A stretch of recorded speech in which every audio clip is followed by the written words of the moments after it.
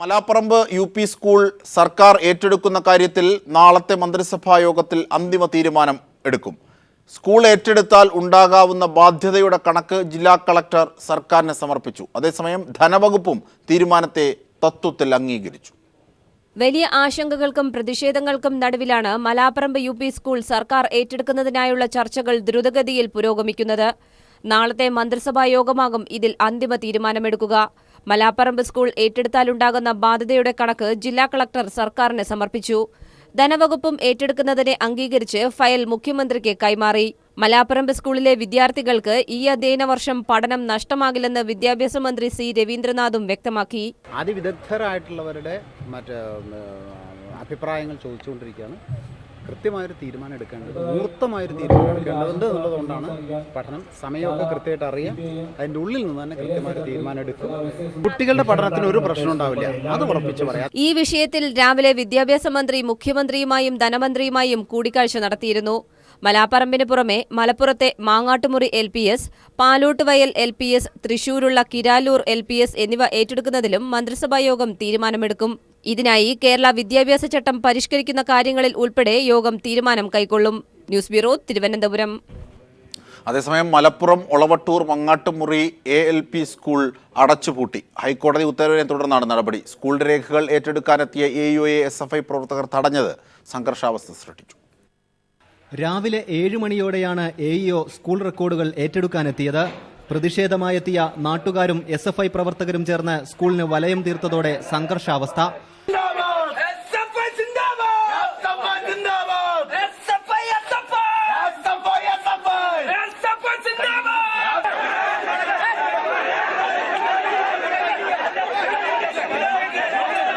ഇവരെ അറസ്റ്റ് ചെയ്ത് നീക്കിയതിനു ശേഷമായിരുന്നു തുടർ നടപടികൾ. സ്കൂളില് ഓഫീസിന് മുഴുവൻ റെക്കോർഡ്സും ഇല്ല. എല്ലാ റെക്കോർഡ്സ് മുഴുവനായിട്ട് ഞങ്ങൾ എടുത്തില്ല. അവിടെ സ്കൂളിൽ ഓഫീസ് വെച്ചിട്ടുണ്ട്, കുറച്ചെടുത്തു.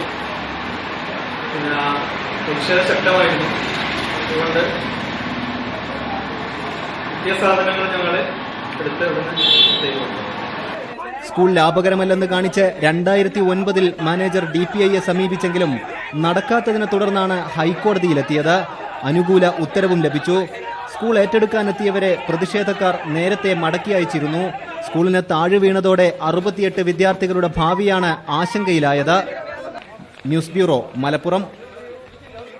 തെരഞ്ഞെടുപ്പ് പരാജയത്തിന്റെ അടിസ്ഥാനത്തിൽ KPCC അഴിച്ചുപണിയാൻ ഹൈക്കമാൻഡ് തീരുമാനിച്ചു. VM സുധീരനെ അധ്യക്ഷ സ്ഥാനത്ത് നിലനിർത്തും. നിർജീവമായ അംഗങ്ങളെ മാറ്റും. ദില്ലിയിൽ രാഹുൽ ഗാന്ധിയുമായി VM സുധീരൻ നടത്തിയ കൂടിക്കാഴ്ചയിലാണ് തീരുമാനം. സോണിയാഗാന്ധിയുമായും സുധീരൻ കൂടിക്കാഴ്ച നടത്തും.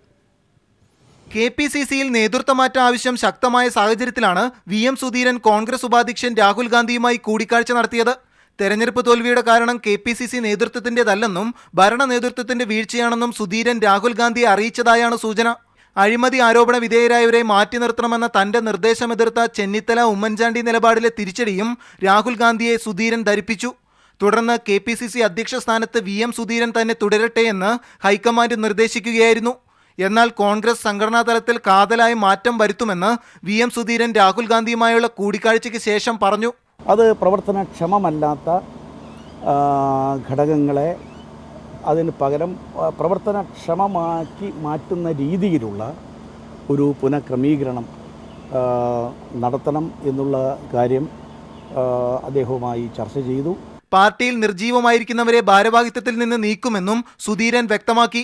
പാർട്ടിയെ ശക്തിപ്പെടുത്തുന്നതിന്റെ ഭാഗമായി എല്ലാ തലത്തിലും പുനഃക്രമീകരണം നടത്തുമെന്നും സുധീരൻ അറിയിച്ചു. മുതിർന്ന കോൺഗ്രസ് നേതാക്കളായ AK ആന്റണി, മുകുൾ വാസനിക് എന്നിവരുടെ പിന്തുണയും സുധീരൻ തേടി. ക്യാമറാമാൻ രാജീവ് കണ്ണാടിക്കൊപ്പം മനുശങ്കർ, ന്യൂസ് ബ്യൂറോ, ദില്ലി. നിർദ്ദിഷ്ട ഹരിപ്പാട് മെഡിക്കൽ കോളേജിനായി ഏറ്റെടുത്ത നിലം നികത്തുന്നതിന് തയ്യാറാക്കിയ റിപ്പോർട്ട് കൃത്രിമമായി ചമച്ചത്. റിപ്പോർട്ട് കൃത്രിമമാണെന്ന് പാടശേഖര സമിതി അംഗം പീപ്പിൾ TVയോട് പറഞ്ഞു. നിലം നികത്തുന്നതിന് പാടശേഖര സമിതിയുടെ റിപ്പോർട്ടാണ് സർക്കാരിന് നൽകിയിട്ടുള്ളത്. അതേസമയം നിലം നികത്താൻ അനുവദിക്കില്ലെന്ന് കൃഷി വകുപ്പും നിലപാടെടുത്തു. നിർദ്ദിഷ്ട ഹരിപ്പാട് മെഡിക്കൽ കോളേജിന് വേണ്ടി 25 ഏക്കർ സ്ഥലമാണ് ആദ്യഘട്ടത്തിൽ എടുക്കുന്നത്. 7/12/2005 സ്ഥലമെടുപ്പ് നടപടികൾ ആരംഭിച്ചത്. നിലവിൽ 13.5 ഏക്കർ സ്ഥലമാണ് എടുത്തിട്ടുള്ളത്. ഇതിൽ 1.5 ഏക്കർ മാത്രമാണ് പുരയിടമായിട്ടുള്ളത്. ബാക്കി 12 ഏക്കർ വയലാണ്. ഇത് നികത്തുന്നതിനായി 3/3/2016 ജില്ലാ കളക്ടർ കൃഷി വകുപ്പിനെ സമീപിച്ചെങ്കിലും അനുമതി നൽകാൻ കൃഷി വകുപ്പ് തയ്യാറായില്ല. പിന്നീട് തണ്ണീർത്തട സംരക്ഷണ സമിതി എന്ന പ്രാദേശിക സമിതിയുടെ അംഗീകാരമെന്ന നിലയിലുള്ള ഉത്തരവാണ് നിലം നികത്തുന്നതിനായിട്ട് ഉപയോഗിച്ചിട്ടുള്ളത്. കരുവാറ്റ കൃഷി ഓഫീസർ, പഞ്ചായത്ത് പ്രസിഡന്റ്, 3 കർഷകർ ഇവരാണ് ഈ സമിതിയിൽ അംഗങ്ങളായിട്ടുള്ളത്. എന്നാൽ നിലം നികത്തുന്നതിനായുള്ള യോഗത്തിൽ താൻ പങ്കെടുത്തില്ല എന്നും കൃത്രിമ റിപ്പോർട്ടാണ് തയ്യാറാക്കിയിരിക്കുന്നതെന്നും സമിതി അംഗമായിട്ടുള്ള കർഷകൻ തന്നെ പറയുന്നു. നമുക്ക് യാതൊരു ബന്ധമില്ല. അതെന്തെങ്കിലും ഉണ്ടെങ്കിൽ കൃത്രിമമായിട്ട് നടന്നതായിരിക്കാം. അതിന് എന്ത് തെളിവ് വേണേലും തരാം. 25 ഏക്കർ സ്ഥലമാണ് ആശുപത്രിക്ക് വേണ്ടി വരിക. ഇതിൽ 90% നിലമാണ്. ഈ നിലം നികത്തിയാണ് സ്വകാര്യ വ്യക്തികൾക്ക് ഭൂരിപക്ഷം ഓഹരിയുള്ള ആശുപത്രി പണിയുന്നതിനായി തീരുമാനിച്ചിരിക്കുന്നത്. ഇതിനെതിരെ പ്രതിഷേധം ശക്തമായി വരികയാണ്. പൊതു ആവശ്യമെന്ന പേരിലാണ് ജില്ലാ കളക്ടർ ഇത് നികത്തുന്നതിനായി കൃഷി വകുപ്പിന്റെ അനുമതി ആവശ്യപ്പെട്ടത്. എന്നാൽ കൃഷി വകുപ്പ് അനുമതി നൽകിയിട്ടില്ല. മാത്രമല്ല, സർക്കാരിന്റെ ഭാഗത്തു നിന്നും ഇതിന് അനുമതി ലഭിച്ചിട്ടില്ല. ഈ സാഹചര്യത്തിൽ വയൽ നികത്തി എങ്ങനെ ആശുപത്രി പണിയുമെന്ന ചോദ്യമാണ് ഇപ്പോൾ ഉയർന്നു വരുന്നത്. ഹരിപ്പാട് മെഡിക്കൽ കോളേജ് പണിയാൻ ഉദ്ദേശിക്കുന്ന സ്ഥലത്തു നിന്നും 12 കിലോമീറ്റർ അകലെ ഗവൺമെൻറ് മെഡിക്കൽ കോളേജുള്ള സാഹചര്യത്തിൽ കോടികൾ ചിലവഴിച്ച് വയൽ നികത്തി എന്തിനാണ് പുതിയ ഒരു മെഡിക്കൽ കോളേജ് എന്നാണ് ഹരിപ്പാട് നിവാസികൾ ചോദിക്കുന്നത്. ക്യാമറാമാൻ ഇല്യാസിനൊപ്പം ഷജഹാൻ. അതേസമയം ഹരിപ്പാട് മെഡിക്കൽ കോളേജിന്റെ കാര്യത്തിൽ സർക്കാർ തീരുമാനമെടുക്കട്ടെ എന്നാണ് പ്രതിപക്ഷ നേതാവ് രമേശ് ചെന്നിത്തല പ്രതികരിച്ചത്. കോളേജ് സ്വകാര്യ മേഖലയിൽ അല്ലെന്നും ആരോപണങ്ങൾ അടിസ്ഥാനരഹിതമാണെന്നും ചെന്നിത്തല പറഞ്ഞു. സത്യസന്ധമായ നിലപാടുകൾ പറയണം. ഇതിനെപ്പറ്റി യാതൊന്നും അറിയാതെ ഇതിന്റെ മുഴുവൻ ഫയലും ഗവൺമെന്റിലുണ്ടല്ലോ. ഗവൺമെന്റ് പരിശോധിക്കട്ടെ. മുഴുവൻ കാര്യങ്ങൾ നിങ്ങളുടെ ഗവൺമെന്റ് കയ്യിലുണ്ടല്ലോ. അതെല്ലാം പരിശോധിക്കട്ടെ. 1 രൂപ ഈ മെഡിക്കൽ കോളേജിന് വേണ്ടി ചെലവഴിച്ചെങ്കിൽ 4 കോടി രൂപയുടെ അഴിമതി നടന്നെന്ന് പറഞ്ഞ് ഞാൻ വിശ്വസിക്കാം. പലിശ നിരക്കുകളിൽ മാറ്റം വരുത്താതെ റിസർവ് ബാങ്ക് ഓഫ് ഇന്ത്യ പുതിയ വായ്പാ നയം പ്രഖ്യാപിച്ചു. റിപ്പോ നിരക്ക് 6.5% റിവേഴ്സ് റിപ്പോ നിരക്ക് 6% തുടരും. നാണ്യപ്പെരുപ്പ് നിരക്ക് ഉയരാനുള്ള സാധ്യത മുൻനിർത്തിയാണ് പലിശ നിരക്കിൽ കുറവ് വരുത്താൻ റിസർവ് ബാങ്ക് തയ്യാറാകാതിരുന്നത്. മുംബൈയിലെ റിസർവ് ബാങ്ക് ആസ്ഥാനത്ത് ചേർന്ന വായ്പാ നയ അവലോകന യോഗമാണ് പലിശ നിരക്കിന്റെ കാര്യത്തിൽ തൽസ്ഥിതി തുടരാൻ തീരുമാനിച്ചത്.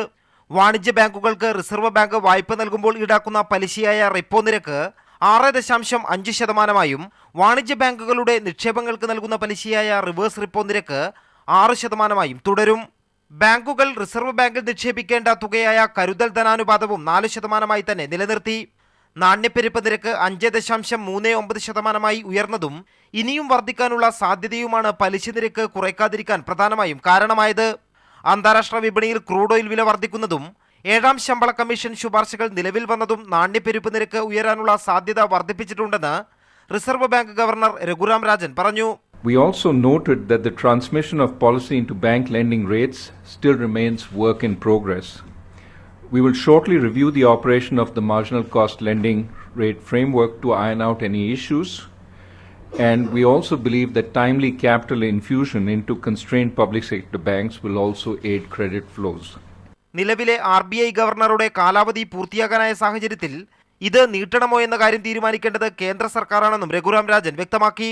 മൺസൂൺ മഴ ലഭിക്കുന്നതിന്റെ തോതും പണപ്പെരുപ്പ നിരക്കും പരിശോധിച്ച് ഓഗസ്റ്റ് മാസം ചേരുന്ന അടുത്ത വായ്പാ നയ അവലോകന യോഗത്തിൽ പലിശ നിരക്കുകൾ കുറയ്ക്കാൻ കഴിയുമോ എന്ന കാര്യം റിസർവ് ബാങ്ക് പരിഗണിച്ചേക്കും. M. Santhosh, news bureau, Delhi. 3 ദിവസത്തെ അമേരിക്കൻ സന്ദർശനത്തിനായി പ്രധാനമന്ത്രി വാഷിംഗ്ടണിലെത്തി. അമേരിക്കൻ പ്രസിഡന്റ് ബരാക് ഒബാമയുമായി കൂടിക്കാഴ്ച നടത്തുന്ന മോഡി US കോൺഗ്രസിനെയും അഭിസംബോധന ചെയ്യും. പ്രധാനമന്ത്രിയായതിനു ശേഷം ഇത് 4ാം തവണയാണ് നരേന്ദ്രമോദി അമേരിക്ക സന്ദർശിക്കുന്നത്. അമേരിക്കൻ പ്രസിഡന്റ് ബരാക് ഒബാമയുമായുള്ള 7ാമത്തെ കൂടിക്കാഴ്ചയാണ് ഇപ്പോഴത്തെ സന്ദർശനത്തിന്റെ ഭാഗമായി നടക്കാനിരിക്കുന്നത്. US കോൺഗ്രസിന്റെ സംയുക്ത സമ്മേളനത്തെയും പ്രധാനമന്ത്രി അഭിസംബോധന ചെയ്യും. അമേരിക്കൻ കോൺഗ്രസിനെ അഭിസംബോധന ചെയ്യുന്ന 5ാമത്തെ ഇന്ത്യൻ പ്രധാനമന്ത്രിയാണ് നരേന്ദ്രമോദി. അമേരിക്കയിലെ വ്യവസായ പ്രമുഖന്മാരുമായും പ്രധാനമന്ത്രി കൂടിക്കാഴ്ച നടത്തും. സ്വിറ്റ്സർലൻഡിൽ നിന്നും വാഷിംഗ്ടണിലെത്തിയ മോഡിക്ക് ഊഷ്മളമായ വരവേൽപ്പാണ് ലഭിച്ചത്. ഇന്ത്യയിലെ അമേരിക്കൻ സ്ഥാനപതി Richard Varma, US protocol deputy chief Natalie Jones തുടങ്ങിയവർ ചേർന്ന് വിമാനത്താവളത്തിൽ പ്രധാനമന്ത്രിയെ സ്വീകരിച്ചു. വാഷിംഗ്ടണിലെ ആർലിംഗ്ടൺ ദേശീയ സെമിത്തേരി സന്ദർശിച്ച പ്രധാനമന്ത്രി സ്മാരകത്തിൽ പുഷ്പചക്രം അർപ്പിച്ചു. ബഹിരാകാശ ദൗത്യത്തിനിടെ അന്തരിച്ച ബഹിരാകാശത്തെത്തിയ ആദ്യ ഇന്ത്യക്കാരിയായ കൽപ്പന ചൗളയുടെ സ്മൃതി മണ്ഡപത്തിൽ മോഡി പുഷ്പാർച്ചന നടത്തി. കൽപ്പന ചൗളയുടെ ഭർത്താവ് ജീൻ പിയേര ഹാരിസനുമായും പ്രധാനമന്ത്രി കൂടിക്കാഴ്ച നടത്തി. News bureau, Delhi. വിദേശത്തു നിന്നുള്ള കള്ളപ്പണം കൊണ്ടുവരുമെന്ന് അവകാശപ്പെടുന്ന BJP ചുരുങ്ങിയത് പ്രധാനമന്ത്രിയെങ്കിലും ഇന്ത്യയിലേക്ക് കൊണ്ടുവരേണ്ടതാണെന്ന് CPIM general secretary Sitaram Yechury. കർണാടകത്തിലെ ഇടതുപക്ഷ പാർട്ടികളുടെ സംയുക്ത റാലി ബംഗളൂരുവിൽ ഉദ്ഘാടനം ചെയ്യുകയായിരുന്നു യെച്ചൂരി. ഇടതു ബദൽ രൂപപ്പെടേണ്ടത് കാലഘട്ടത്തിന്റെ ആവശ്യമാണെന്നും യെച്ചൂരി പറഞ്ഞു. When nothing came, and after 2 years also nothing came, and nothing will come. At that time in the parliament, I remember once Prime Minister was missing when the parliament session was going on. So we said, where is he? He said he is abroad. So I said, forget bringing black money, please bring back our Prime Minister so that we can at least question him and make him accountable to the parliament. നോമ്പു തുറക്കാനായി വിവിധയിനം ഈന്തപ്പഴങ്ങളുടെ അപൂർവ ശേഖരവുമായി തലസ്ഥാനത്ത് ഈന്തപ്പഴമേള. 8 രാജ്യങ്ങളിൽ നിന്നായി 50ഓളം ഇനം ഈന്തപ്പഴങ്ങളാണ് മേളയിലുള്ളത്. കിലോഗ്രാമിന് 100 രൂപ മുതൽ 2800 രൂപ വരെയുള്ള ഈന്തപ്പഴങ്ങൾ ഉണ്ട്.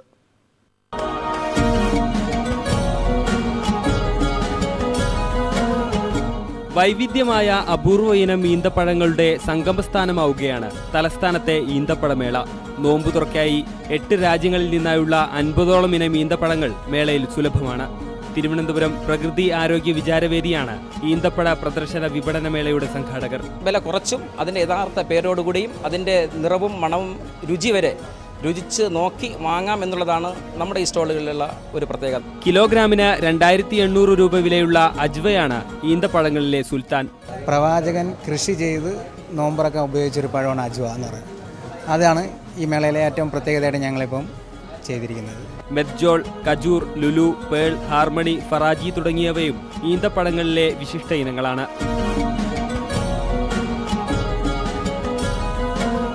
Egypt, Tunisia, Algeria, Iran, Iraq, Jordan, Saudi Arabia, UAE എന്നീ രാജ്യങ്ങളിൽ നിന്നുള്ള ഈന്തപ്പഴങ്ങൾക്കൊപ്പം ഇന്ത്യൻ ഈന്തപ്പഴങ്ങളും മേളയിലുണ്ട്. ചന്ദ്രശേഖരൻ നായർ സ്റ്റേഡിയത്തിൽ നടക്കുന്ന ഈന്തപ്പഴമേള വരുന്ന 15 വരെ തുടരും. വ്രതശുദ്ധിയുടെ റംസാൻ സന്ധ്യകളിൽ നോമ്പു തുറക്കായി വൈവിധ്യമായ ഈന്തപ്പഴങ്ങളുടെ അപൂർവ ശേഖരമാണ് ഇവിടെ ഒരുക്കിയിരിക്കുന്നത്. തിരുവനന്തപുരത്ത് നിന്നും ക്യാമറാമാൻ നജീബിനൊപ്പം ജിതിൻ ചന്ദ്രൻ.